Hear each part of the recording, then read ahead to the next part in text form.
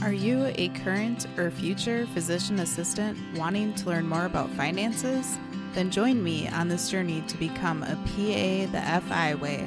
Hi, my name is Kat, and I'm a practicing certified physician assistant who will be your host. It took me 5 years after I started practicing medicine as a PA to thoroughly dive into my personal finances after I discovered the concept of financial independence. I want to use what I have learned to help you avoid some of the financial mistakes that I have made while sharing some of the financial wins that I have had along the way. Join me as we discuss financial strategies to guide you to becoming a physician assistant on the way to financial independence.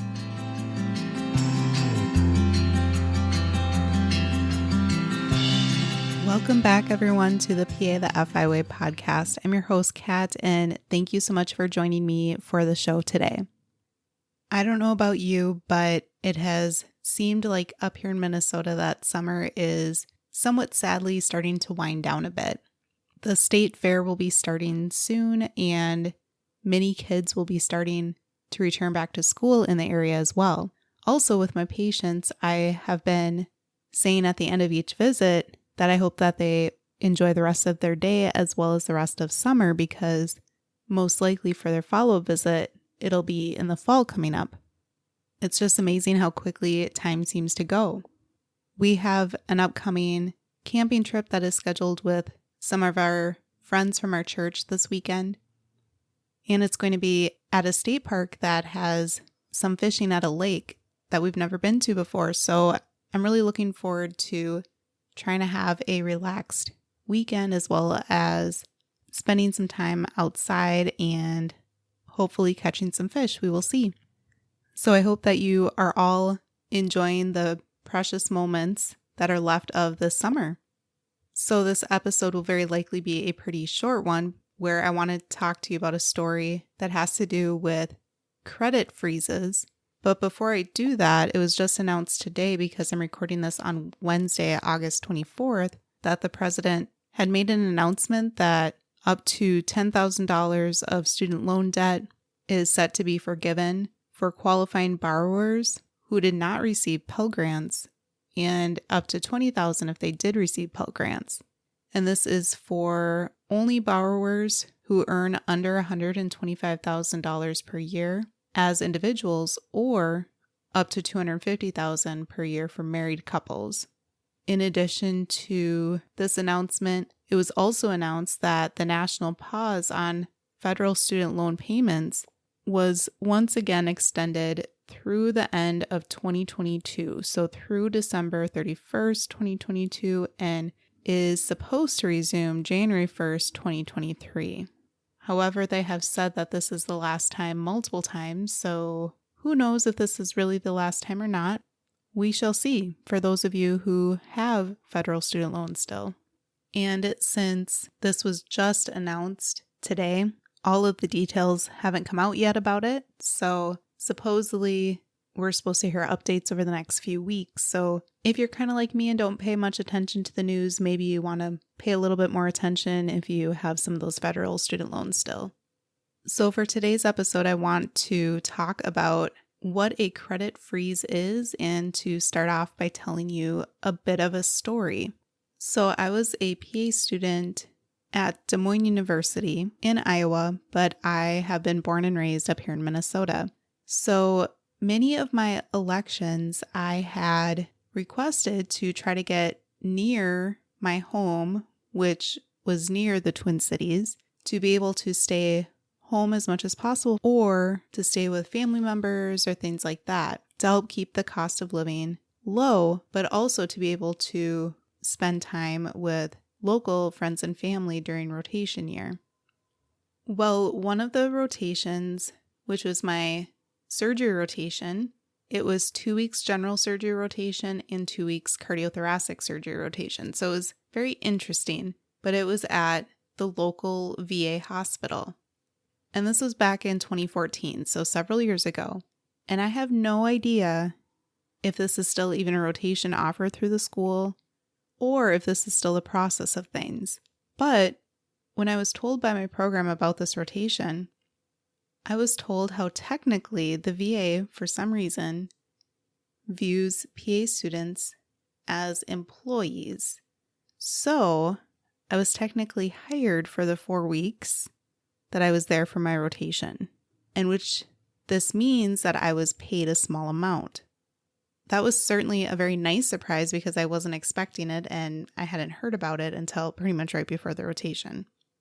It was not my favorite rotation for several reasons though. And a little bit of the icing on the cake of all of that was, as part of the process of becoming an employee, I had to give them all sorts of personal information, such as my email address, my home address, phone number, social security number. I even had to do fingerprints because it was at the VA hospital. So it was a pretty intense process, especially for a rotation for PA schools. Pretty interesting. But the icing on top of the cake of this not being my favorite rotation, sadly, was that somehow, somewhere along the way, after my rotation there, they had a data breach. And I don't know all the exact details. My suspicion is someone hacked into their computer system or something like that. And the information of the employees was stolen. And I was the employee at that time for the 4 weeks. So because this was several years ago, my memory on some of the details is a bit fuzzy, unfortunately. And I can't remember exactly how far after my rotation that breach happened. If it was a few to several months, if it was a couple years later, I don't recall. But at that time, I was offered to have identity monitoring services provided for free because of this. And again, the details are a bit fuzzy, whether this was something that was for a short period of time or supposed to be set up for lifelong, many years. I feel like it was only for a period of time. But regardless, right now, I do have this service that I get these emails from that let me know if there are updates to my personal information. And I personally have not had to pay for this service at all. So over the past few years, I've gotten updates like, hey, there's been a new credit card opened in your name, and I log in and it's one that I opened because I had opened several in a row with travel hacking to get free travel with credit card rewards points. Or, hey, there was more credit opened in your name, and I would log in just to make sure that it was something that we indeed got a loan for.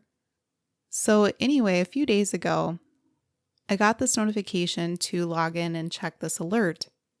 And this was certainly one of the most concerning alerts that I had received, because what it stated was that my social security number showed up somewhere with this guy's name, and it's a stranger that I have no idea who it would be.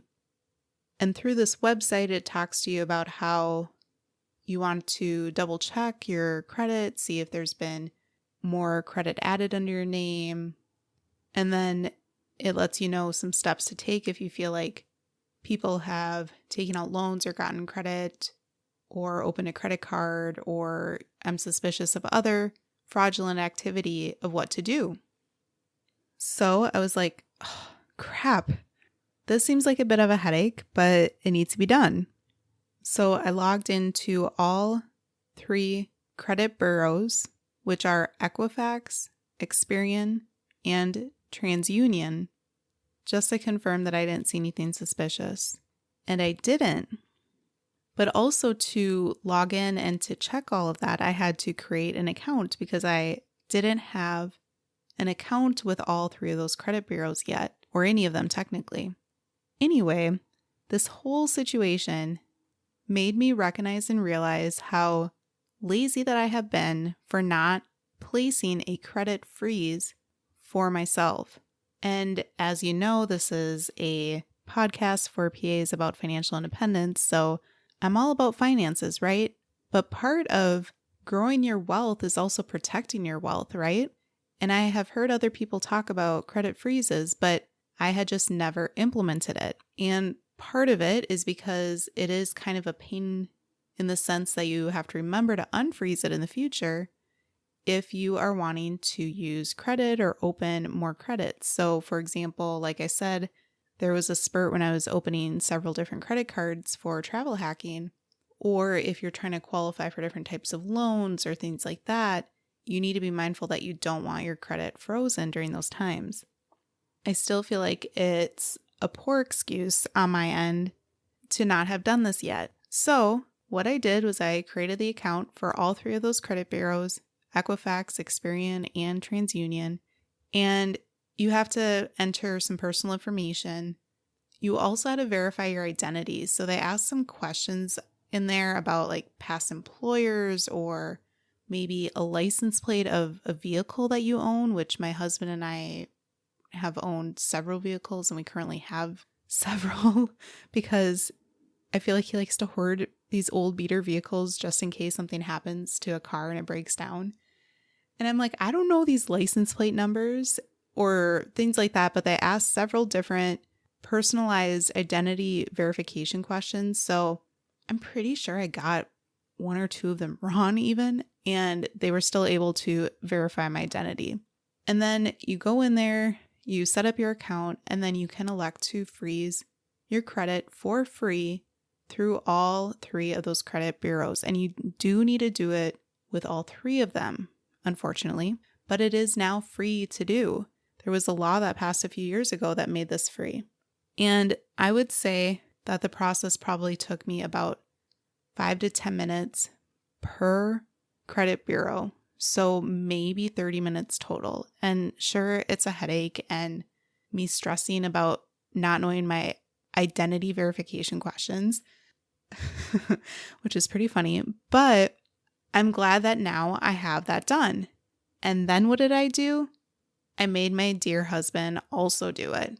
And that entailed me sitting down with him and making sure that he would get it done because, again, it's one of those things that you can always keep pushing it off, putting it on the back burner and not doing it until something like this happens where it's like, oh crap, my social security number popped up somewhere in some random person's name and I have no idea how or why. I wonder if maybe he has a similar social security number and he accidentally put down mine instead or something. I have no idea. But what I'm trying to emphasize here is that although it's one of those annoying headaches in life, it doesn't take that long and it can save multiple bigger headaches for you in the future. So if you haven't frozen your credit yet, please go ahead and do it. So freezing your credit is not a foolproof method of protecting you against criminal activity, unfortunately, but it is an extra layer of protection.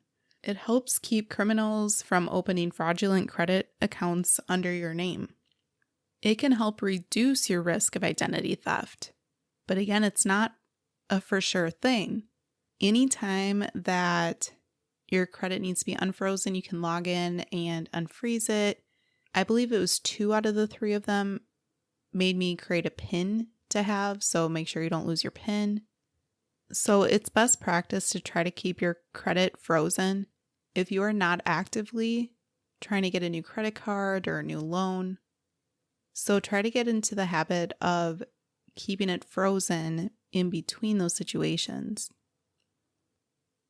Just because you have frozen your credit doesn't mean that you can't have other fraudulent charges if a credit account has already previously been compromised. Or you still could be susceptible to tax refund scams or healthcare scams for using your social security number. So you still want to check your credit and monitor for criminal activity. So that was my quick story for you today about how this all probably started way back during PA school on my rotation when there was a data breach of the employees and my information got stolen. And who knows if this guy who popped up with my social security number, if he really got it from the data breach, or again, if maybe he accidentally wrote down my social security number instead of his or something like that. But I really hope that this acts as a gentle reminder to make sure that you have your credit frozen if you aren't going to need it anytime soon. Do you have any interesting stories about your credit or things like this that might have happened during your rotations in PA school? I'd love to hear from you. You can either send me an email at pathefiway@gmail.com, or you can message me through Instagram at pathefiway, or you can comment on the post for today's episode over on Instagram or Facebook as well. Thanks for taking a listen, and I'll see you back here soon.